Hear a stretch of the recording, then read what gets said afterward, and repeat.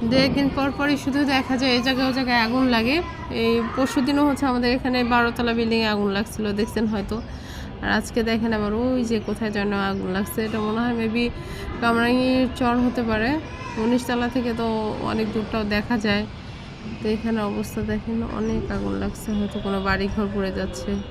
কত মানুষের কষ্ট, কত মানুষের সব জিনিসপত্র পুড়ে ছারখার হয়ে যাচ্ছে দেখেন।